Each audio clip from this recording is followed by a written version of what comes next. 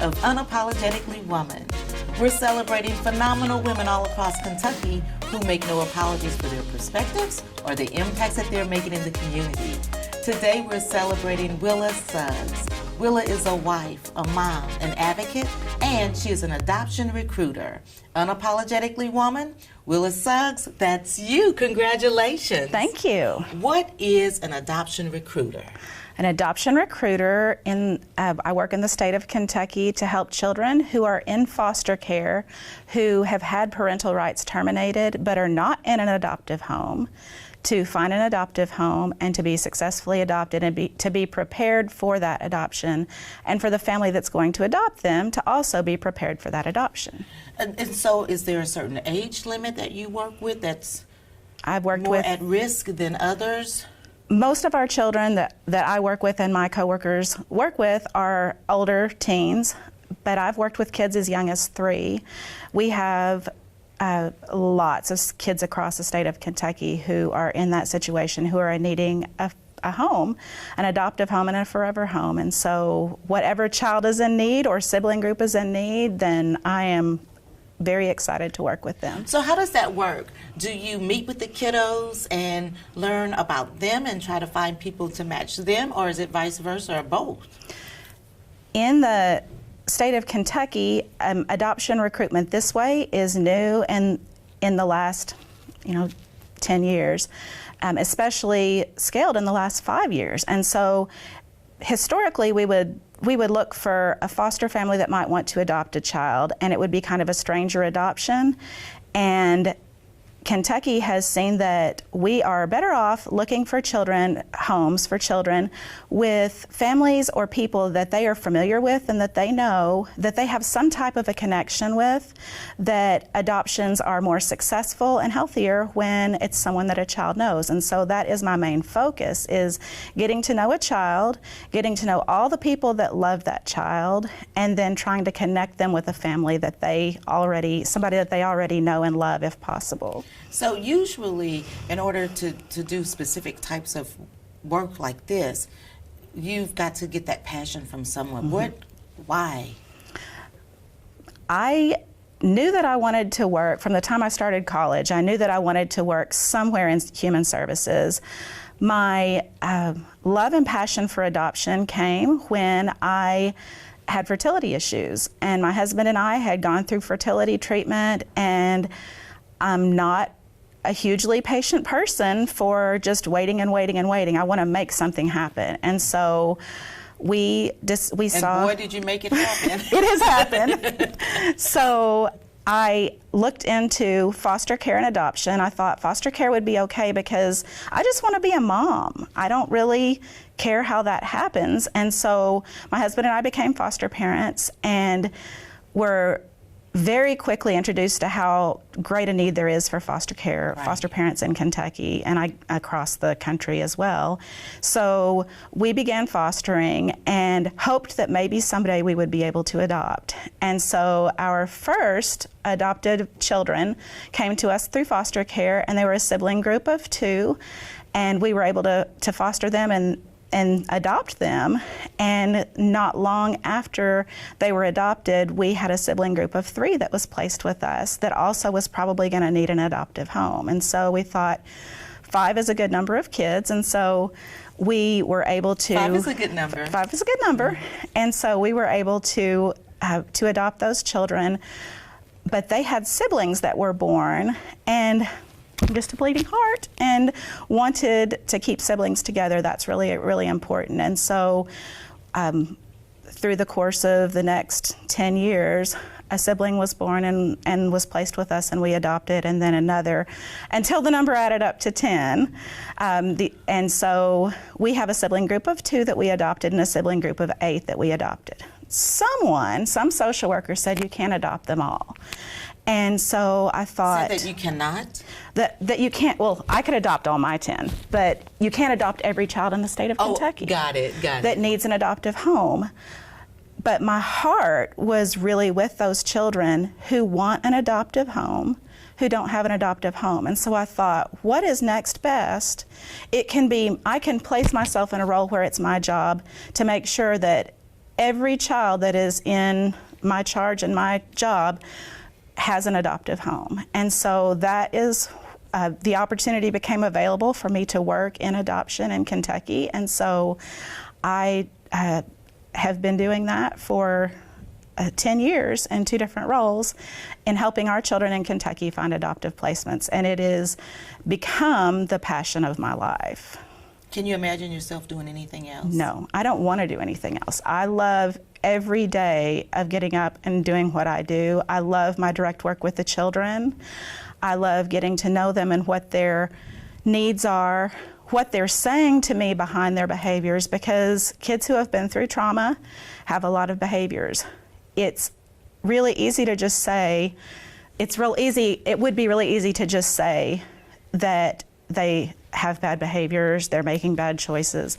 When you know the reasons behind the behaviors, then your heart wants them to succeed all the more, to overcome what they have been through, to make themselves successful, and to take steps to just be a whole person and a better person. Wow, that's a whole lot of incredible work. And so when you're working on matching people, do you continue to support them, for the parents, throughout the adoptive process? And then, a child in foster care has so many workers and people behind the scenes that are working to try to help them to be successful. And so adoption gives them the opportunity to be a normal family. When you do an adoption, when you have an adoption and you go to court and finalize an adoption, the judge says this child belongs to you as if this child was born to your own belly. And so I, as an adoption recruiter, step out.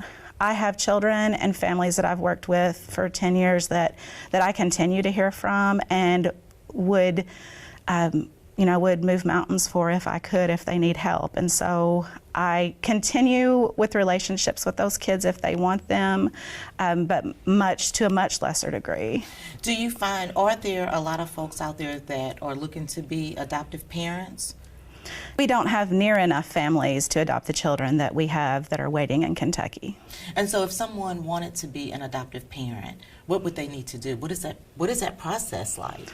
They can look on the Adopt Us Kids website, and it gives information about how to become a foster parent and or an adoptive parent for Kentucky and for any other state as well.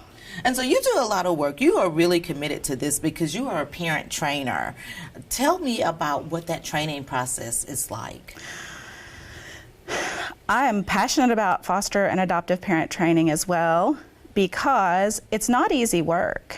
We deal with court system as foster and adoptive parents, deal with lots of different behaviors in children, and so by being able to train foster and adoptive parents, I can help them learn about the effects of trauma that happen and so many other topics. So I'm able to provide information to them to make the journey easier. Also, that's a big part of adoption preparation for someone that wants to adopt. It gives them all of the information, it gives them lots of good information about things that they may see as behaviors and how to look past behaviors and see communication from a child. And I would think that would be important because nobody gives a parent a handbook. You don't have a baby and somebody say, this is the way this works out. That doesn't happen. And so the same would be true, in an adoptive situation. Yes. And a child is coming with their very own background and their own trauma history, their own personality, based on their age, their own just normal, typical behaviors. And so it helps to be able to understand and put perspective on those behaviors so that they are able to manage them and just be a healthy family. And so you use a child-focused recruitment that includes building rapport and getting to know each child. What's involved with that? Relationship building is really important. Understanding a child and what their needs are, understanding where they've come from and what they want, and being able to specifically look at a child and find out what is going to be best for this child. Who are the people you know? Who are the people that you love? Who are the people that love you? And so do the children really have a say if they want to go in one placement or another? Their views and their wants and desires are really important. They can make or break an adoptive placement. It can work if it's what they want and if it works for them. And they can very well, with behavior, tell you this is not working for me and choose to not make that happen. So it's not just, okay, is there like a trial period where the children and the families are together or live together at some point? In the state of Kentucky, a child must live in a home for a minimum of 90 days to be adopted, but everything is child-focused. So what is important for that child and that family and what works for them is how long that transition period would take before an adoption. And then the supports after, I would think that those would be key. You said that you have families after 10 years that still contact you. I would think that that would be a really tight bond that would be built between you and the family that's looking to adopt, as well as the child. It is. And Kentucky does a great job of providing support in different ways for adoptive parents. And so if they want to reach out to me, I'm so happy to reach back.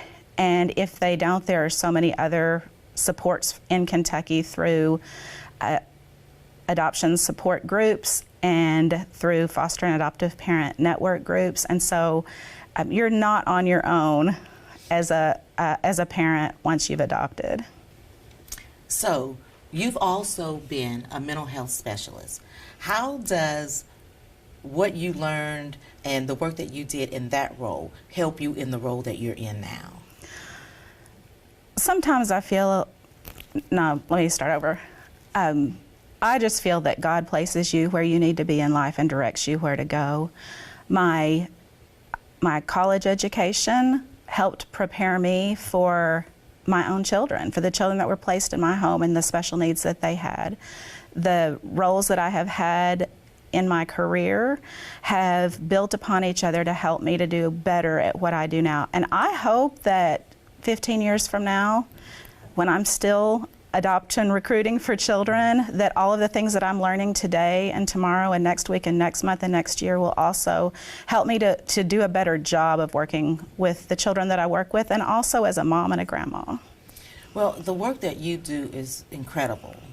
And I don't know, I think that it would just warm my heart to be able to do the kind of work that you do, to see the change that this could have in somebody's life. For young girls or young women that might be watching today, or men for that matter, that may think, oh my gosh, you know, I would like to be like her, I would like to do that kind of work, what kind of advice would you give them? When you see a person as a person and do everything that you can to serve and to love and to support and to help them, you're never going to go wrong. And so I would just say, give all that you have been given in talents and characteristics to the world to try to make it a better place. And someone will be great at what they do that is not like me, and I will do the very best I can every day to be great at what I do too. Thank you so much, and congratulations. Thank you. You guys continue to watch as we celebrate other phenomenal women just like Willa, who are really making impactful changes in our community. Keep watching Unapologetically Woman. I'll talk to you soon.